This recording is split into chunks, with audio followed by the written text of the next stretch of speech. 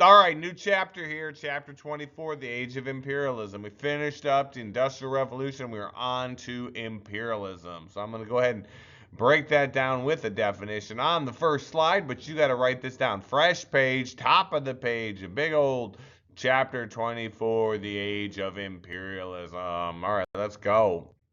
Before we go anywhere, though, it's time to give a definition of what imperialism is. This is the most basic definition I could have. It's kind of vague, so it covers a lot of different things. Okay, so imperialism, domination by one country of the political, economic, or cultural life of another. You can have economic imperialism, you can have political imperialism, you can have cultural imperialism. So these are the domination of one group by another using one of these methodologies. And we're going to talk about what that looks like. Imperialism is certainly an activity that all humans have partaken in since the beginning of time. It's one of those universal endeavors, much like slavery and the institution of the family. It's one of those things that humans seem to do when humans get together in groups. All right, so let's go ahead and break down imperialism. So before you don't have to write this. I do want to let you see it though.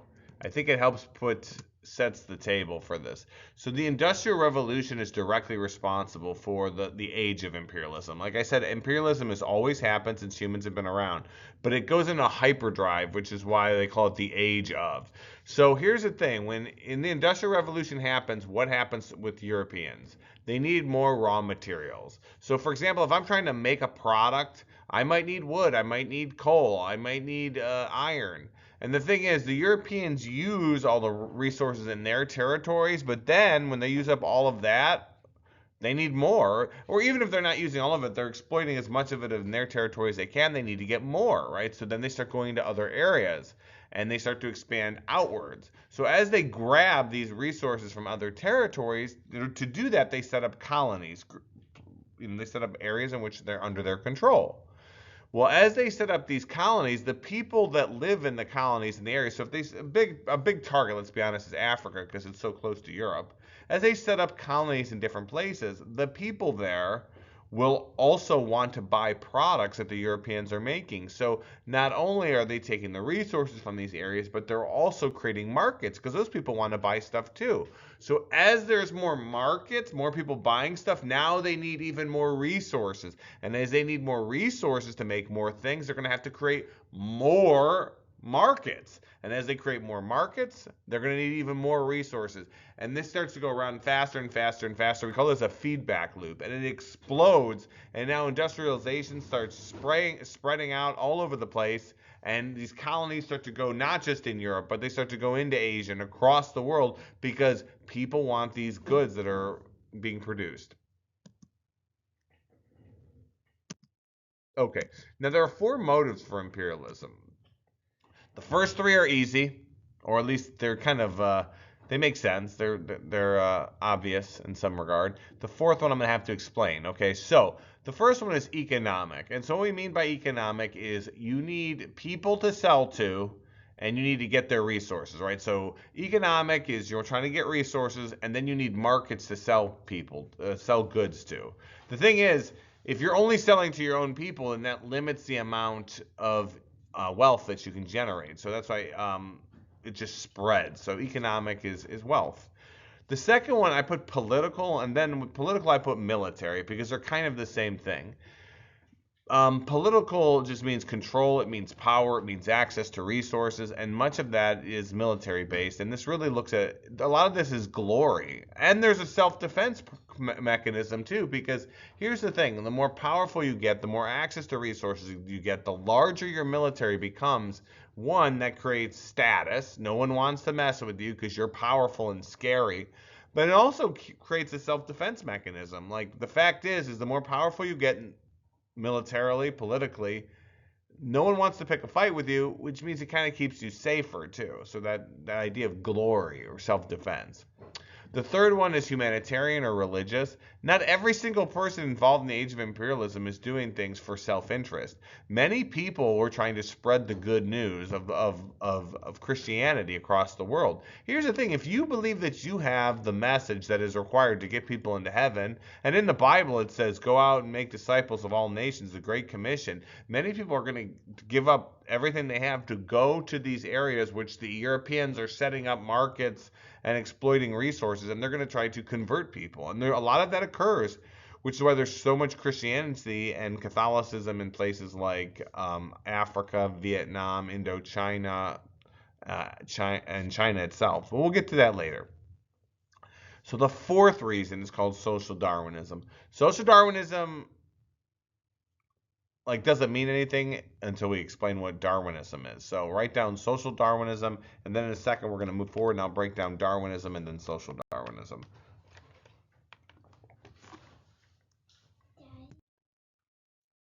Okay, first thing we have to do is talk about Darwinism, and this is one of those moments where I highly suggest that you watch the video. It's called The Battle of Kruger. It's the most watched natural history video ever in the history of humans. Over 1 billion people have watched it.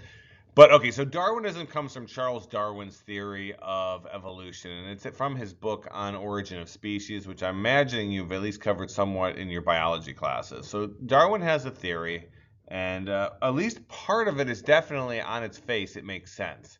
It's called evolution, and the idea with this term, survival of the fittest. The idea is that whatever animal is most adapted for its environment will thrive, and by thrive it means it will live and it will reproduce and it will have babies, and those babies will survive and they'll have babies. So I want you to consider this. Imagine Mr. Rico is a giraffe and I just happen to be a freak, right? And I'm born with a neck that's 2 feet taller, longer than the other giraffes. Well, okay, that's terrible, right? Because I've got this big, goofy, longer neck. But what happens is, imagine now that when I go to the trees, my neck allows me to eat leaves that are 2 feet higher up, which means I'll have access to calories and food and nutrients that the other giraffes won't. So that means I am then more likely to do what? To live and eventually reproduce. And when I have children, my children will probably have that exact same genetic abnormality, which is a longer neck, which actually means I'm more adapted for my environment.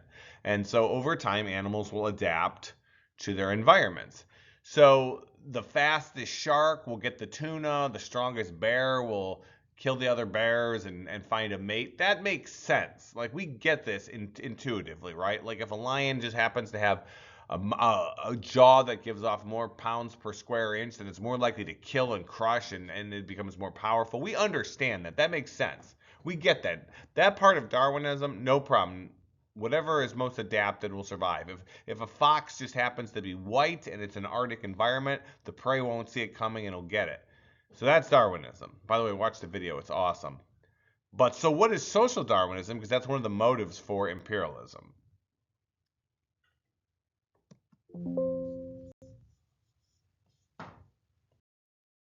Social Darwinism is what happens when you apply a theory that is directed towards animals, towards people. And that's not a great idea. We can pretend that humans are animals, but there are many rules that animals follow or that we would project on animals that break down.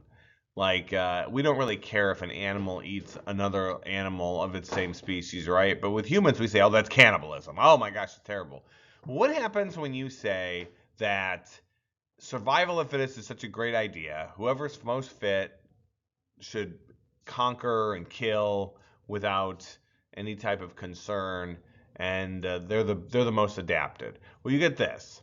And so the idea, when you apply this to humans, just simply think about it. It means that if you're wealthier, if your culture or tribe or nation is more wealthy or more powerful than other ones, then it means that you are the most adapted and that you may destroy, kill, and enslave any other culture, right? Because it only makes sense because they're a lesser species than you. You know, we don't get sad when a lion eats a gazelle, right? Because the gazelle is a subspecies to the lion. It's weaker. And the same concept holds true with social Darwinism. If you believe Darwinism applied to people, then it means if you're stronger, you can do whatever you want to the weaker. That is the problem with this. And you can kind of it doesn't take long to kind of figure out where this might go. And a lot of you are aware of especially in World War II, when people start getting mass genocided. But just this idea in general, if you do this, you're saying might makes right. It's very Machiavellian. Anything you do, and then, by the way, and if they lose, it means, yeah, they're not human. They're less than you because you conquered them. And if they were stronger and they were a higher species, they would have defeated you. But they didn't because they're weaker. That's what social Darwinism is. And just that line of thinking is going to cause a lot of problems. Now, okay, so we're going to break down the two types of the ways that imperialism manifests itself. The first one is indirect rule. So here's your definition. Imperial power would allow the people some control over their nation and keep their leaders. Indirect rule is when, rather than to like just take your whole tribe over, instead what I would do is I would go in there and I would take your leaders aside and I would say, listen, we're stronger than you, we're more powerful than you, we can do really whatever we want to you, but we're going to have you, Mr. Leader Man, you're going to be on our side and you're going to tell your tribe, hey, you need to join these people. They're amazing. And you know what? We should change our language to be their language. And we should change our economic system to reflect their economic system. And we should change our history and our religion and whatever. Because the leader is going to be getting bribed or threatened by this other group. And because of that, once you take their leadership over, you kind of control the culture. And this is really indirect rule. The country that did this the most really is Britain. Britain did this. Like, think about the American Revolution. Whenever you think about the America declares its independence. Well, does the war start? Is there a revolution right away? No, because Britain's not here. There really are no British. I mean, there's some British people, but their army's not here. Britain would just send out. They would train some local people, have some small military contingents, but they didn't have that much power because they used indirect rule. They used your leaders to control your population. So that's indirect rule. The next type of imperialism is called direct rule. And this is when an imperial power would take over control of society and change the culture, change the economic system, and the leaders. They turn their nation into a smaller version of the mother country. With indirect rule, there is still some room for you to practice your culture or your religion or your language or your economic system, depending on whether or not that gets in the way of the mother or the stronger power. But in direct rule, that's not what you do. You just turn them into a smaller version of your country. And actually, oftentimes, the other country calls itself the mother country. And this is a child country. And I'll give you an example of who does this. The French do this, especially when they do this in Africa. They take all these African nations and they change their monetary system into the French monetary system. They change their language. So these tribes have to then start learning French. I'll give you a personal example from my time as a teacher. My first teaching job was at Winton Woods. And I remember one day, and Winton Woods, when you're in public school, especially when you're teaching world history, the same class, you're trying to get the kids ready for what's called the OGT, the Ohio Graduate Test at that time. And so it's like you're really pushing. And one day, two new students showed up in my classroom, and I went to talk to them. And this is very common in public schools. Nobody tells you anything about the students showing up. And these students did not speak English. These students they were literally just arrived in America 3 days earlier, and they were from the coast of Ivory, that country in Africa. And I'm trying to talk to them, and they don't speak English. And I have to have a way, because I'm their teacher, right? And eventually I pulled out a laptop, and I looked it up, and I found out everybody in the coast of Ivory speaks French. And that's why it's called the Côte d'Ivoire, right? It's a French subordinate. It's a French subordinate country. So these students spoke perfect France. And by the way, by the end of the school year, they passed that test because they were great students. But once you understand it, that's what France does. They subordinate your culture, your language, your history, all of that. There are still African nations today in the 2020s that still depend on France to print their currencies for them. They don't have their own currencies. They have France do it for them. So that's what direct rule looks like. Now, so what's target one? So I'm going to break imperialism up into targets, like what the Europeans are going after. And the first one, and like so from American perspective, like some of this is like not obvious, but from a European perspective, it makes complete sense. If you need markets, like you need access to large amounts of people, and you need large amounts of resources, when you look at Europe, there is a gigantic piece of real estate very close to Europe, and that is Africa. I've had Spanish exchange students tell me that on a clear day from Spain, you can see from the most southern coast of Spain, you can see Africa. Now, whether that's true or not, that's how close they are. And if you look on the map in the room, they're almost touching. So what the Europeans see is this giant opportunity to go into Africa, to strip and take resources, to produce those into things, and then sell it back to the populations, and also exploit the large populations of Africa for labor. So let's get into it. This picture really matters. Like a lot of my pictures on these slides are just like, that looks cool. No, this one matters. I need you to look at the map of Africa right now on the screen. This map of Africa, all these little red lines, all those little red lines are the pre-existing political structures that are set up before the Europeans arrive. So what I mean is these are the boundaries of all the tribes. Like you can see what looks like hundreds, if not thousands of different boundaries within Africa. Now the Europeans don't understand that. They have no conception of who's with who. They just say, oh, well, these people, they kind of look similar, so they must all have similar cultures. Not at all. Not at all. And so there are thousands of languages. There's just about every political system that you can imagine in Africa. Some of these African powers have powerful armies. Some of these African powers are incredibly powerful imperialists themselves. They imperialize other Africans. And so all of this is happening. There's all this political intrigue occurring in Africa when the Europeans show up. But here's two other facts about Africa. One, the terrain is insanely difficult. Like to get through Africa, Africa's rivers are powerful, and some of them are really strange. Like one of the African rivers is actually what some scientists call an upside down river, because the river is really narrow and it has incredible power, but it's super deep. It's like 700 feet deep. So Africa's terrain is not something the Europeans can fully appreciate till they get there. Now, in the past, they've tried to get into Africa. It's very difficult just because of the structure. A lot of Africa has mountains on the coast, so it's hard to get in. One other thing I want to talk about is how varied Africa is, not just in their flora, which means plants, but their animals, and more than that, Africa has some of the greatest genetic diversity of humans on the planet. Like people just like, I think there's just this natural tendency to say, oh, okay, well, Africa is made of Africans. Africa has the most genetic diversity of humans on the planet, and let me give you the example. The tribe on the right in that picture, those are Dinkas. The average Dinka person is over 6 feet tall. They are very tall people, and that includes the females. Like they are a very tall tribe. I believe Manute Bol is from the Dinka tribe. They're incredibly tall people. They're very large, robust people.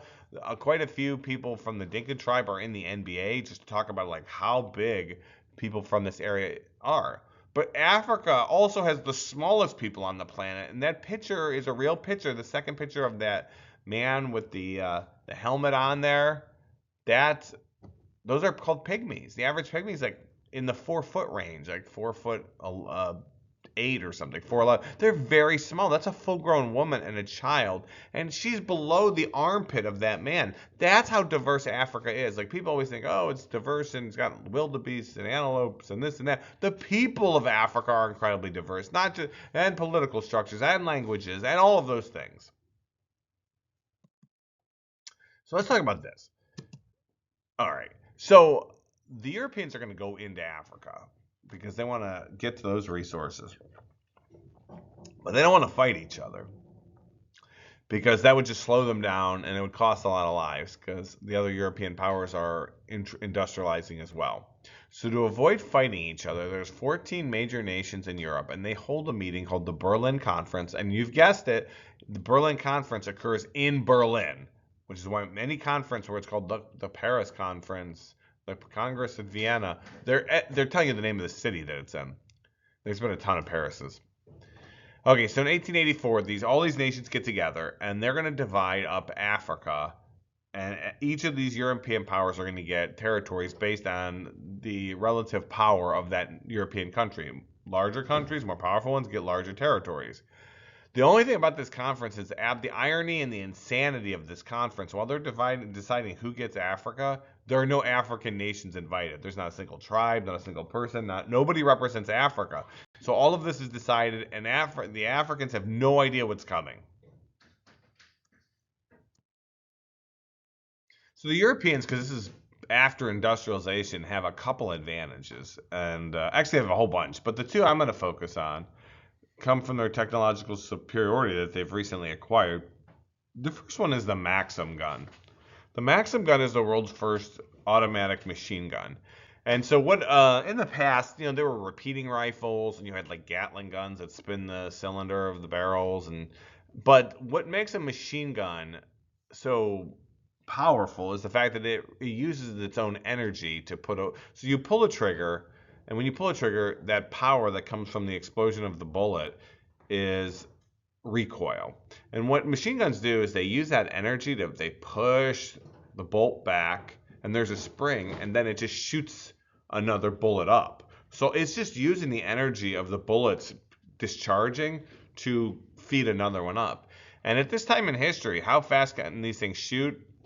You could get about 100 bullets a minute coming out of these things, and that is insanely powerful. There's a huge advantage, and these are pretty large rounds.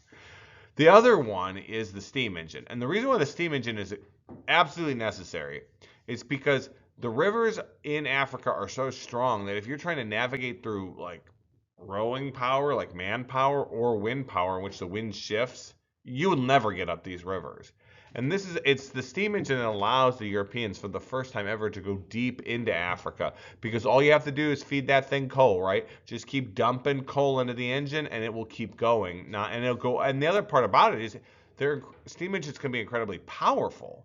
So what that allows is it to go up against strong rapids. And so this is what allows the Europeans really to get deep into the heart of Africa for the first time.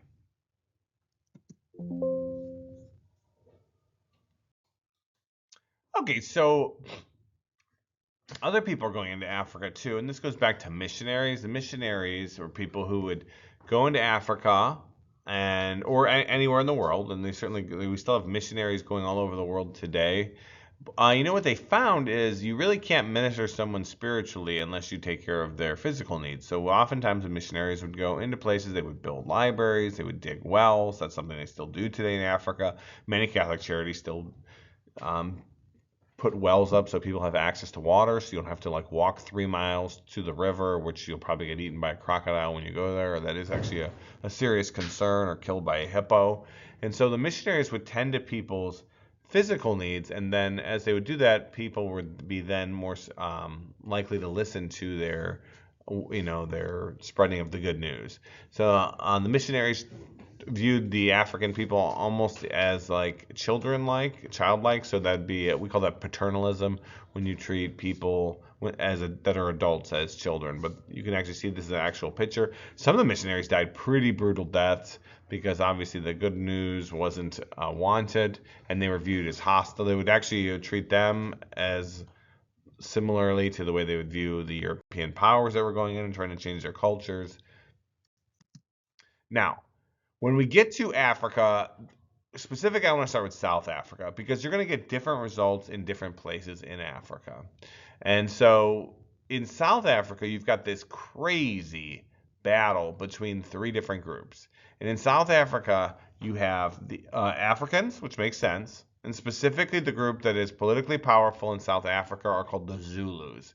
You have the Dutch, and this is another strange thing too, because the Dutch didn't just arrive. They're not here for imperialism. The Dutch had been in Africa at this point for hundreds of years. The Dutch came to Africa for similar reasons that the Puritans went to America. They were looking for self-determination. They were looking for religious freedoms. They just left and they went to South Africa and they set up civilizations. They called themselves the Boers. They're called Boers. So any Dutch people in South Africa at this time, they're called Boers.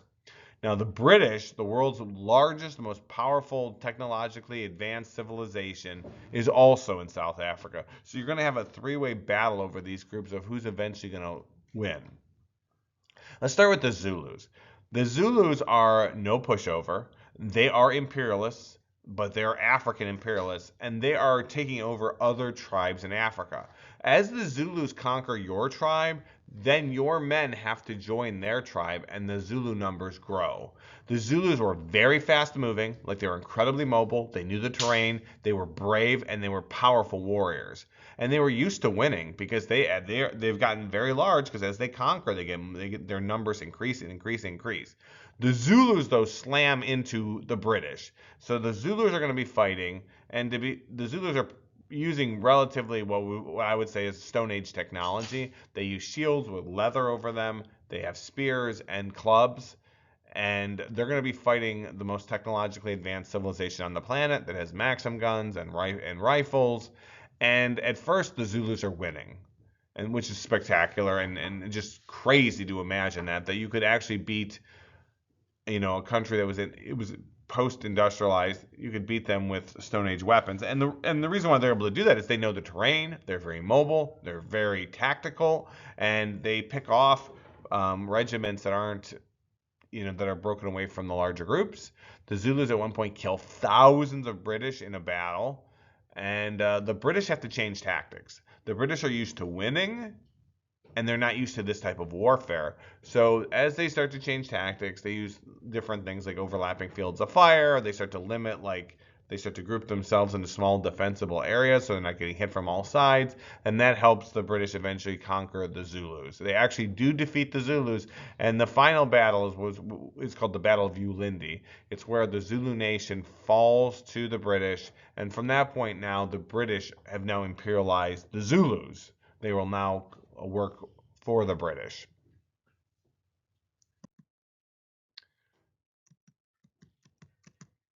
Now, also in South Africa are what's called the Boer Wars. There are two Boer Wars, and just to remind you, the Boers are Dutch people. Dutch people come from what country? The Netherlands, right? So these people from the Netherlands have come down for these different reasons I've already outlined, religious freedom, etc., and they've been living in Africa now for hundreds of years. So this is kind of an interesting moment. You got two white groups, white Caucasian groups fighting in Africa over African land, and one group has now been there. They're rightfully Africans, and the other one is not. They just arrived, and the reason why is on Boer land, gold and diamonds were discovered, large mines and reserves, and the British want that. The Boer Wars, which is like wars that like nobody in America ever pays attention to, actually really matter historically, because a couple things happens here that start to send out historical signals that if you're listening, you can see them. The first Boer War, the Boers actually beat the British, and it's hard to overstate how amazing that is. You have these folks that are farmers. They're not warriors. They're farmers that beat Britain, the most powerful army, navy on the planet. And the way they do that is they use high degrees of mobility. The Boers were often on horseback, and they would hit and run and move, and the British didn't know the terrain. So war number one, the Boers win. The second war is not going to end that way. The one thing about the British is they are very adaptable. And what the British start doing things, they start running wires throughout the plains of South Africa. So if someone's on horseback, it'll knock them off or cut into them. It limits their ability to use those horses. They start setting up pillboxes, which are concrete boxes in the middle of these areas. So if they have to fight the Boers, they can have an area where they can defend around. And I'll be honest, they amp up the level of violence, and not just the violence on the Boer warriors, but also on Boer civilizations or settlements. And they set up early concentration camps, which is what we're going to talk a lot about in World War II. But these are camps where you concentrate large amounts of people, not just warriors, that would be a POW camp, but just people who they feel like might be aiding and abetting the Boers. And that's not just the Boers, too. It's also different African tribes, because the British will do whatever it takes to win, and they do win. This is pretty successful. There are quite a few atrocities that happen, especially during the Second Boer War. Now, the British win, but they barely win. So why does this matter? First of all, it's really interesting and it's fascinating that this occurs. But what a lot of historians would tell you is the Boer Wars are signaling something in world history. And what it's signaling is Britain is not the most powerful country in the world anymore. They only think they are. When you lose to a bunch of farmers in another country, it's telling you are not nearly as powerful. And in order for Britain to win, they had to go to pretty extreme circumstances. Quietly, in the year 1900, which is when this war is happening, gets won in 1902, what country has probably quietly surpassed Britain in power? If you had to guess, and this country does not have a military at this time, it's the United States. The United States has become very, very strong, it's become very wealthy, and in the next 20 years, in different times, they're going to start focusing on their military. The world's going to see how strong the United States has become. Ethiopia is really interesting because Ethiopia is a place where the African nation withstands the attempt to imperialize them. And this also matters a lot because it explains a lot of what's going to happen in World War II, some 40 years later. Ethiopia has a leader, one of these great leaders in history, strong leaders, and his name is King Menelik II. King Menelik II sees what's going on to all the African nations around him, and he does not want to lose his country. So what he does is he starts taking his wealth and he starts importing European experts at warfare, at setting up infrastructure, at medicine, education. He starts paying them large amounts of money because he knows at some point some European nation is going to come to him to take over Ethiopia. And eventually that does happen. And the country that was assigned from the Berlin Conference to take the Ethiopian territory is Italy. And so when Italy arrives, just like all the other European powers, and they say, hey, this is our territory, we're coming in here to take over, and the Ethiopians say, no, we're good, thank you. And so Italy then attempts to use its military to dominate them, and they get beat up, and embarrassed. They're the only European power that does not take the territory assigned to them. And this matters, one, because it actually shows a system by which you can adapt. You have to utilize the strength of the people that are attempting to take your territory. But the other reason it matters is this is going to set up a dynamic from what Italy's going to do as soon as World War II breaks out. So I want you to pay attention later. Italy gets defeated, and now it's going to be kind of humiliated moving forward. I want you to remember this moment where Menelik II, Ethiopia, held out. Just remember this.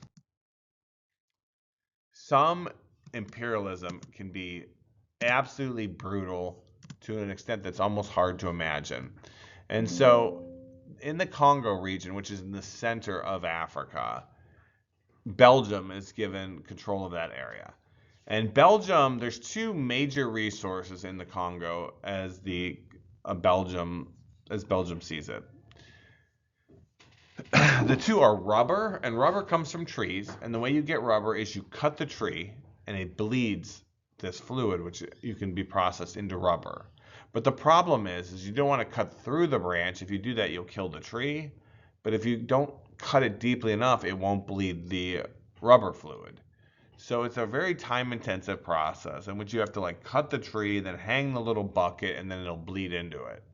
The other thing that Congo has are a lot of animals, and particularly a lot of animals that have ivory on them.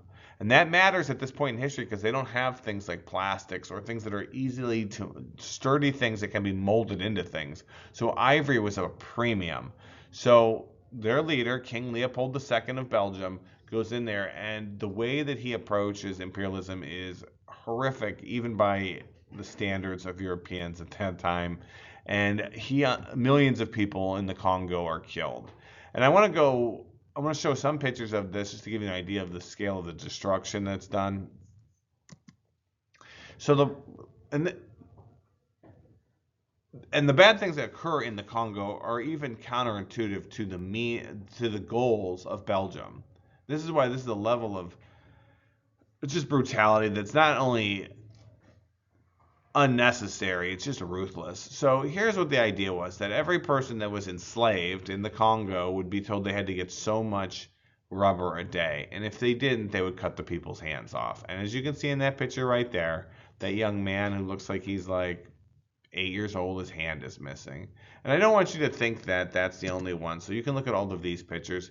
The little guy there and the bottom looks like or the guy in the center middle, he looks like he's 4 years old. He had his hands cut off. Sometimes they cut both hands off. And the thing about this, not only is it vicious and evil and ruthless and brutal, it's also foolish, right? Because if you're trying to extract labor out of people, it doesn't make sense to mutilate them either. So it's just evil and ruthless for the sake of being evil and ruthless. It does not achieve your goal. It doesn't achieve your ends to get this. It's just savage. The other thing you have to keep in mind is when you cut people's hands off too, infection at that time in history was, they really didn't have antibiotics, so people would often just die of that. So this would be and even today Congo is kind of it's got a lot of problems in there, and some of that can definitely be traced to this.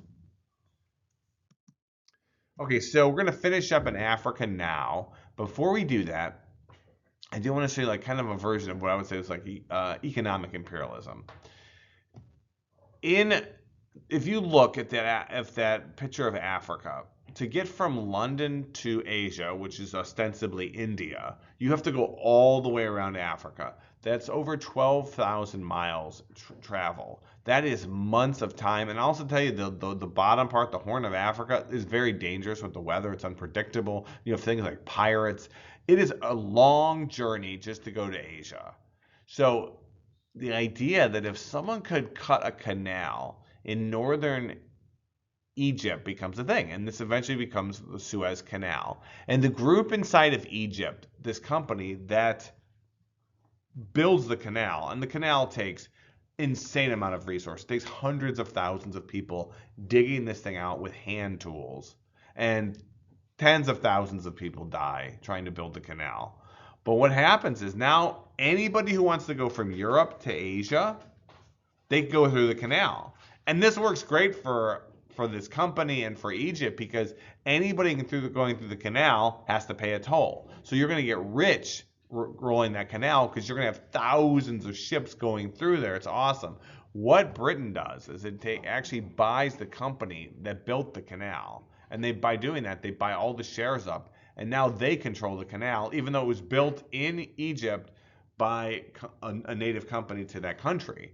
And so now for the next 100 years, the British rule a canal that they really had very little to do with. But that is a form of economic imperialism. It's when you use your wealth to control another group. I want to show you how big the canal is. If you look at the picture in the bottom right, if you don't understand how large a United States aircraft carrier is, our aircraft carriers house 5,000 people on board. If you look at the canal that was built by these people with hand tools, you could put 3 U.S. aircraft carriers across. That's how big they are. Our aircraft carriers are basically floating airports. And you can put 3. Look how large that is. Okay, target 2 is going to be India. And whenever we look at imperialists, we also want to look at what imperialist nation is going to be there. And in this example, it's going to be Britain again.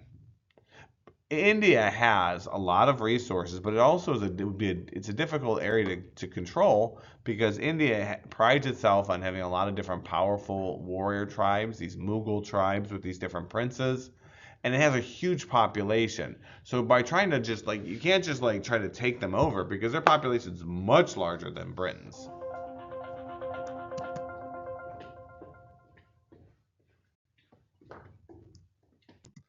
So let's go through why India is so valuable.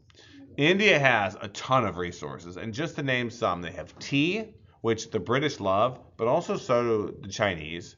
They have cotton.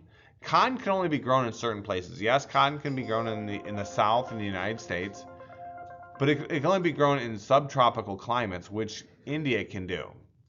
It also can grow opium. Opium, which is what heroin derives from, is a highly addictive drug. People have known about it for thousands of years. It's actually a very dangerous drug, but the reason why it's valuable to the British is it's incredibly addicting. People that take any form of opium often become enslaved to the drug, and they will give up everything they have to get access to it. India also has gems. Another thing that India has that is awesome for the British is that they have a huge population. And a large population matters for 2 reasons. One, it gives you access to cheap labor, right? If you have millions and millions and millions and millions of people, then those people need jobs and things to do, and that's something that the British can access. And the other thing is when you have millions and millions and millions and millions and millions of people, then those are people that can then buy the products that you're manufacturing out of their country. And so it's giving you both markets and it's giving you resources all in one. Also, I mentioned there, it gives you people you can tax, which is another thing. The last critical component to India is that it acts as a gateway to China. You have to understand, you can't just, at this time in history, ships have to stop. They can't keep going. They have to refill their coal to keep moving. And so what people would do is you'd create coaling stations. And so if you're going from Europe to China, you need somewhere to stop. And what's in the middle? It's India. So in order to get to China, you need to stop there. You can pick up more coal or resources, or what they start to do is they start picking up a few products that the Chinese love in India, and then they try selling them to China, the Chinese in China. So how do you imperialize a country that has many, many, many, many times the amount of population that you have?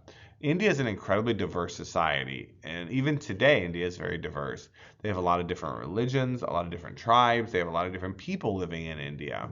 You know, you had both Hinduism and Buddhism started in that nation, and then also at this time in history, you have a large amount of Indians who are Islamic.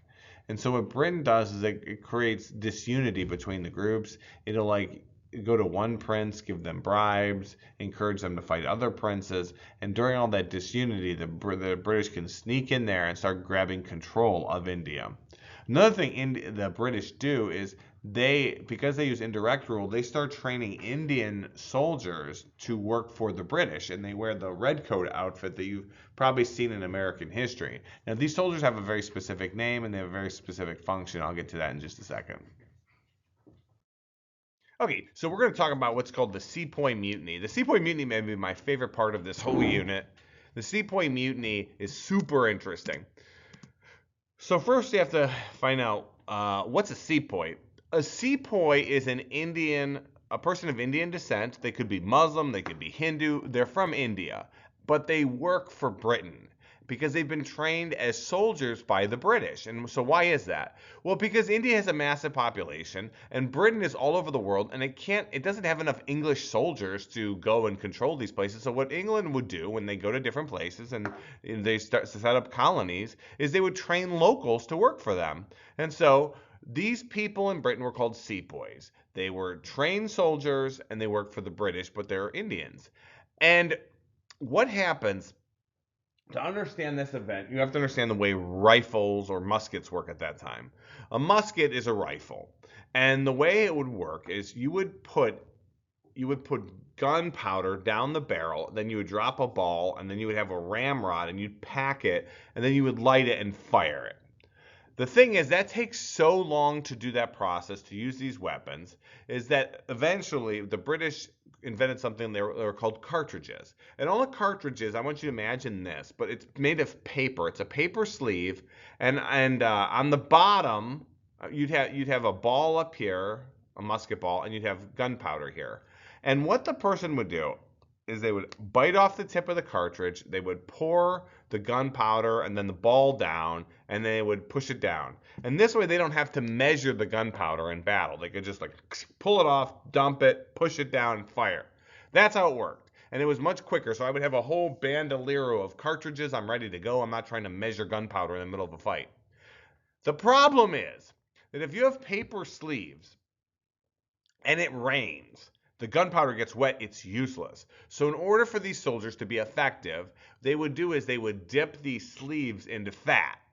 And because fat, repulses water, and then you could still utilize these cartridges. Now, the issue is people of Hindu descent, which a big percentage of these sepoys were, cannot eat cows. Cows in India are sacred animals. It goes back thousands of years. If you were to eat a cow, you would lose your caste. You would go all the way to being untouchable. And that is not going to happen. People are not going to do that because we talked about how difficult it is to be on the lower caste systems of India in the first semester. Now, the other part of the soldiers are Muslims. In the Muslim faith, Islamic faith, you cannot eat pigs. Pigs are filthy, corrupted animals, and by eating them, it corrupts you. It's almost like for a Catholic, like a mortal sin. You don't do it. The issue is the company that's manufacturing these cartridges, they tell everyone, don't worry, the fat that's around the cartridge is bird fat. I don't know if you've ever seen any birds. Birds don't carry a lot of fat, and the reason is simple. Birds have to take flight, so you don't see a lot of birds with pot bellies. And so all these soldiers, they're biting the tips off the the cartridges, practicing shooting. It's a regular part of their lives. And then one day it is told to these soldiers that, there's a rumor that those cartridges are actually covered in non-bird fat. And so a group of the soldiers go to Calcutta. They look at the factory, and it's not only that it's not bird fat, they're melting down cows and pigs in a vat, and that's what they're covering it with. So both the Hindu and the Muslim sepoys who work for the British go wild because it's an attack on their faith, it's an attack on who they are. And so they actually start fighting the British. There's a mutiny, a rebellion within the sepoys, and they start fighting the British. So you've got British trained soldiers fighting British, and thousands of people die all over India. It causes mass chaos throughout India, all because this company, the East India Company, didn't want to use bird or some other solution because it was more expensive.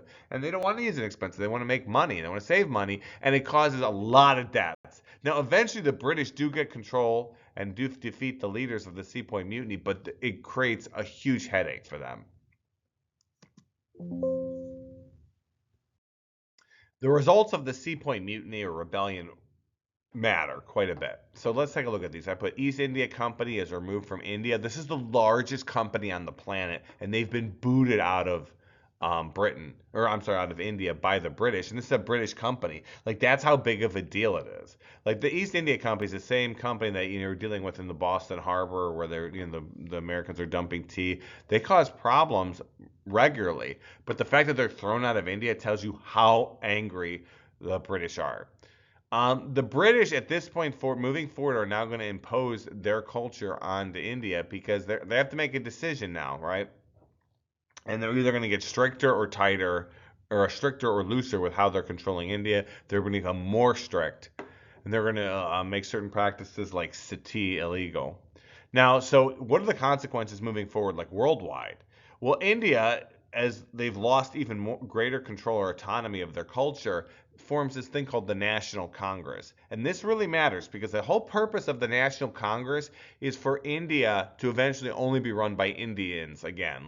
And so what happens is it takes about 100 years. In about 100 years, the National Congress, along with help from people like Gandhi, will get India separated from Britain, and also the fact that it's after World War II and Britain's decolonializing.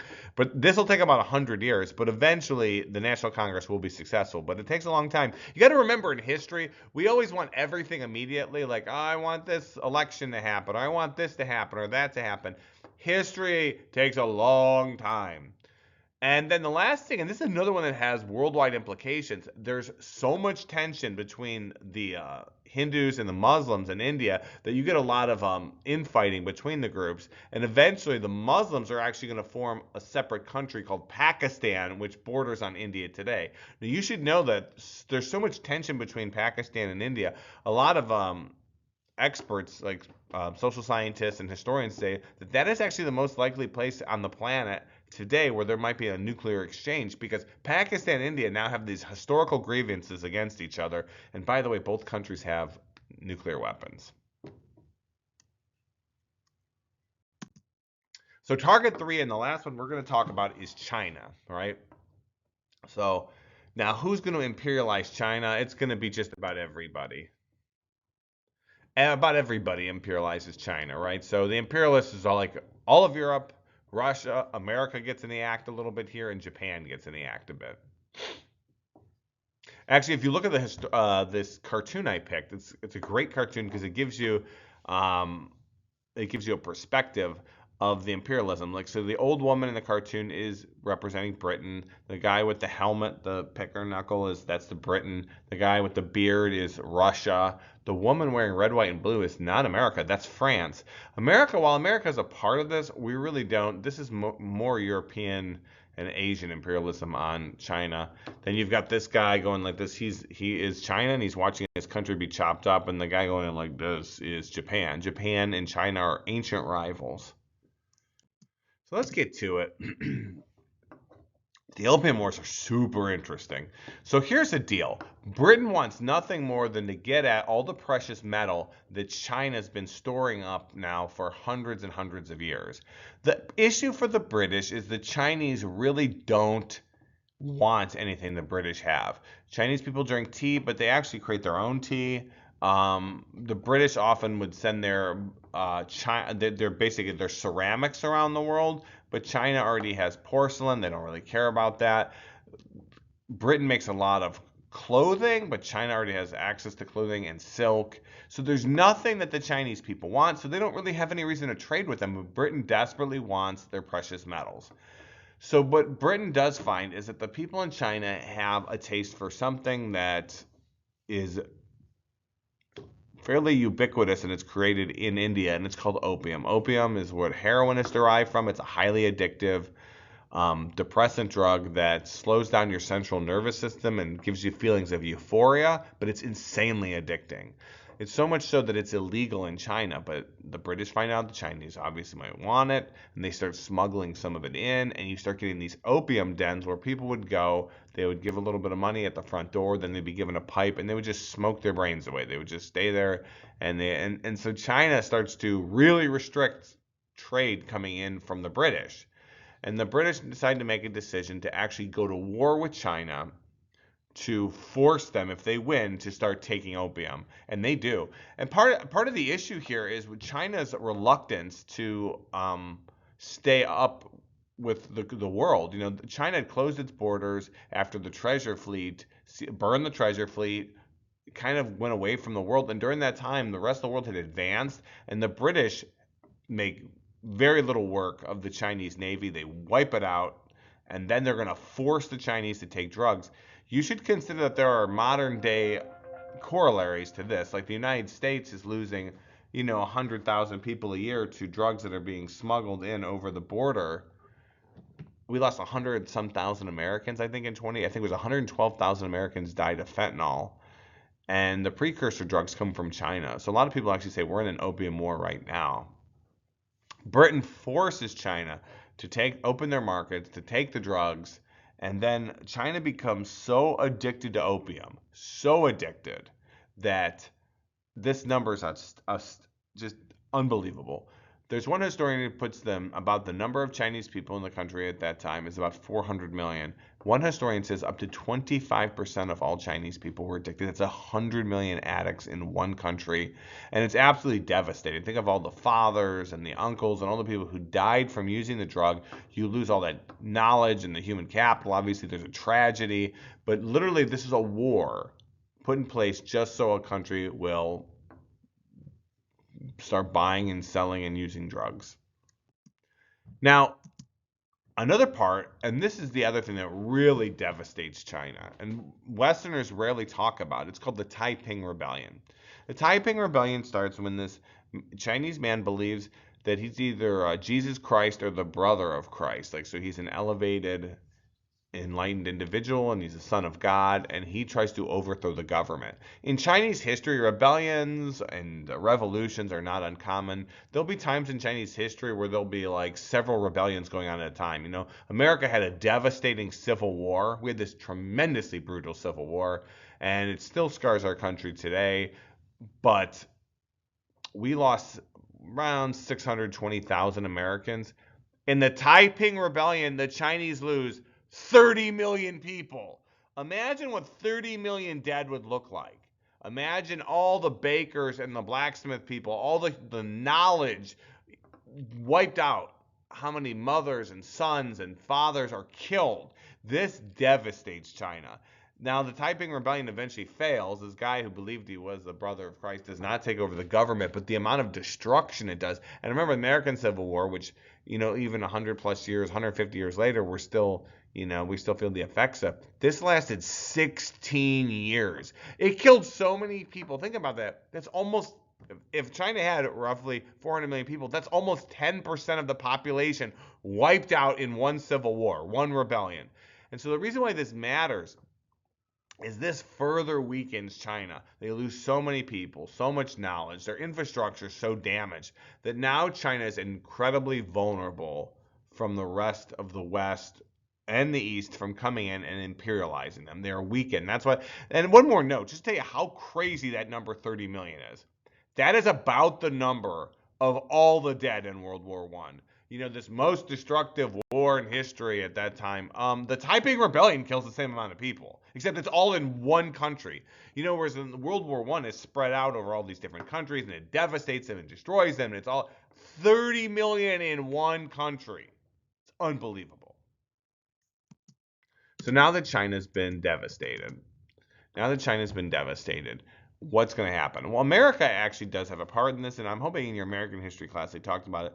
What America's interest is economic. America often has very strong economic desires towards other countries, and America creates what's called the open door policy. And now America is kind of an upstart country at this time, and what our leadership says, basically they kind of make veiled threats at the Europeans that if you don't let America have a port, a place where we can buy and sell, a couple ports where American goods can be sold in China because they have such a large population, or where Americans can buy goods. The idea is that America might go to war with these other countries. Now, I don't think a lot of these countries really would have had much fear of America at that time, even though they really haven't kept tabs on how strong America has become. We don't really have a standing military. But either way, it's not worth it to the Europeans or the Japanese to keep America out. So they say, okay, Americans, you can have these two ports, you can buy and sell things. And this is the open door policy. America wants a sphere of influence. A sphere of influence is an area where you get like exclusive rights in this area to buy and sell and to trade things. And then China's kind of cut up into spheres of influence. They're not like taken over. It's not like anyone just colonizes the country. There's too many people there. But what happens is in different cities, whether it's Hong Kong or Beijing, you get these spheres. So this nation has the exclusive economic interests of that area. You can buy and sell things in there. So that's how China's dealt with these spheres of influence. Think of a sphere of the thing I would tell you too, if you don't understand the idea of a sphere of influence, watch in a classroom. If a student's misbehaving, the first thing teachers are trained to do is stand near them, not even talk to them. You don't have to say anything. Because teachers, like as powers in a room, exude a certain energy. And by going there, it helps quell the issue, right? Okay, they're like, oh, the friction of distance closes. The student misbehaving is like, yeah, it's not worth it for me to do the same thing here because the teacher's right next to me and they're exuding authority.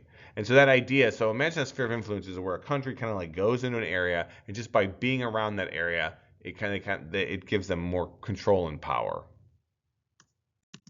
Now, just to give you an idea of what the spheres of influence look like, it's not like they've turned China into a giant colony. Their population is probably too high for anything like that. But either way, the Chinese now, who are very proud people, and they've, very proud of their dynasties and their history, there's going to be a reaction to the fact that all these different groups, including Japan, is getting in the act. They're taking over, or they're setting up spheres in China as well. There's going to be a reaction. Whenever you do anything in history, there's a reaction. The stronger the event, the stronger the reaction.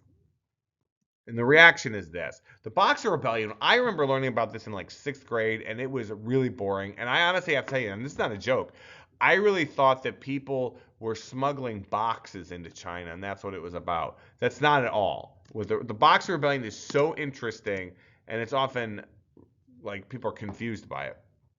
So here's the deal. They're not really boxers. What happens is there's a group in China which refers to them as the Order of the Harmonious Fist.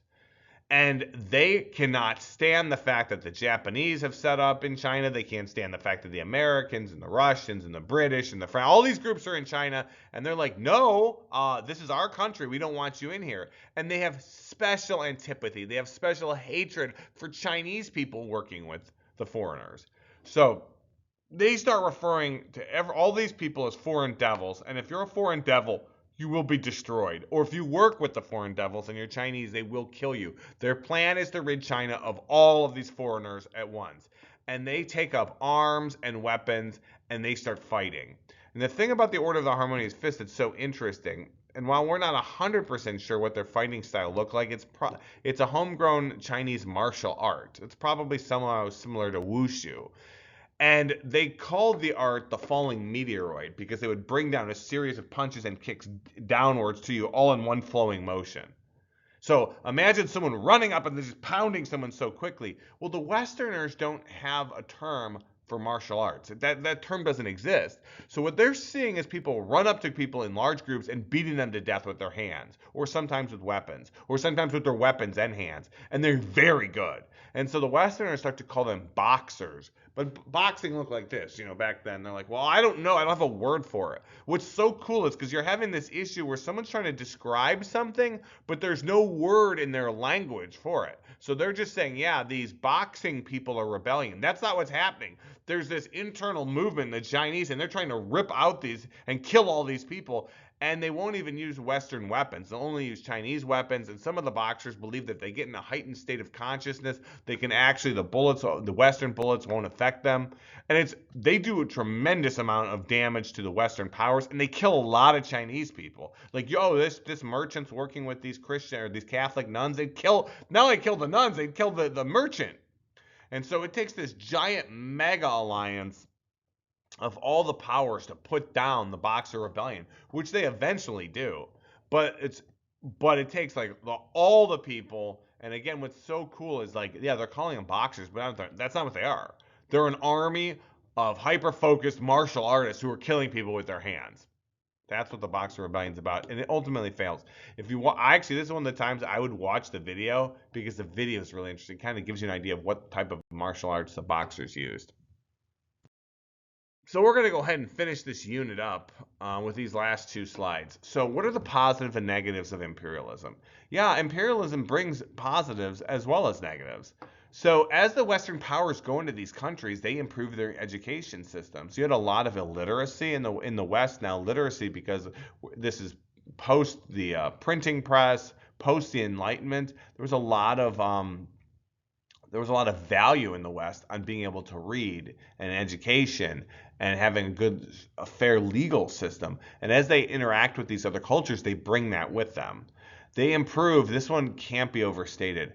They're not necessarily doing this for the other country's benefit, but to some extent it's irrelevant. They improve their transportation and their transportation infrastructure. In order to take resources out and to bring soldiers in or whatnot, you have to have roads. You have to have rail networks. You have to have ports and deep sea ports where you dig out the harbors. So they're doing this. They're actually doing capital improvements on these nations that some of them still exist today in the world from the Age of Imperialism. A lot of bridges were built so people can get across rivers. They introduce new crops that are actually more suited for the environment, that are able to grow. So you start to get, and other helpful technologies that the West had developed, they just become a mainstay of those cultures now because they've seen it and they're like, oh, these are awesome. We want to use them. And if you have a crop that works really well in your environment you get larger amounts of food, then you get more people, and it allows for people to live longer too. And the last major one is improved sanitation. The Europeans just really just 100 years before were actually, like I mentioned during the French Revolution, they're pretty dirty, right? The idea of sleeping with their animals and all things like that. The Europeans had gone through this era, but now at this point they're dealing with plumbing, and the idea of using soap and things like that actually does save lives, and they brought a lot of those technologies to the countries that they'd imperialized. That said, let's do the negatives. Okay, so we're going to go ahead and do the negatives. So the negatives, forced labor and murder. What do we call forced labor? Slavery. So there are slavery and slave networks set up, people being forced to work for companies and doing labor they have no desire to do. There's exploitation of cultures and their economic systems.